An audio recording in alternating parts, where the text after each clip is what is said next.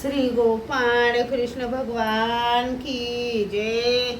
लीळा number 1चा उर्वरित भाग। मग एके दिवशी दादोसाने सर्वज्ञांना विनंती केली, जीजी आपण मला एकांतात भेट द्यावी। सर्वज्ञ म्हणाले, येथे कोणते दुसरे लोक आहेत? सर्व आपलेच तर आहेत। नाही जी, मला एकांत द्यावा।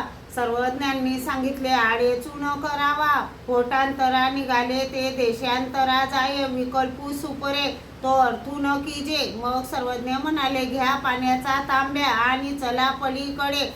दादोसाने पाण्याचा तांब्या व चादर घेतली। प्रथम सर्वज्ञ गुंफेच्या पूर्वेकडे गेले, मग गुंफेच्या पश्चिमेला गेले। तेथे सर्वज्ञ आसनावर बसले। मग दादोसांनी सर्वज्ञांना विनंती केली, जीजी ह्या नागदेवाला आपल्याजवळ राहू देऊ नका। सर्वज्ञ म्हणाले, ते का नको? जीजी हा चांगला नाही, हा वाईट वर्तणुकीचा आहे, आपले ऐकेल आणि पलीकडे जाऊन बडबड करील। सर्वज्ञांनी सांगितले, असे आमच्याजवळ काय आहेत जे पलीकडे जाऊन बडबडेल?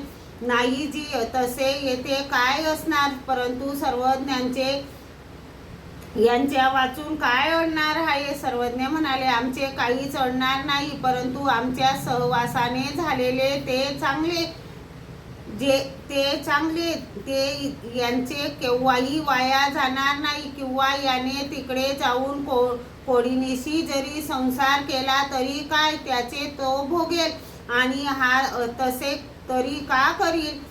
आमच्या सहवासाने हा उबगणार नाही, आणि आम्ही येथे राहणाऱ्याला पाठवीत नसतो, आमच्यापासून जाणाऱ्याला थांबवीत नसतो, असे सर्वज्ञांनी निरूपण केले। एवढ्याने दादोस गप्प राहिले।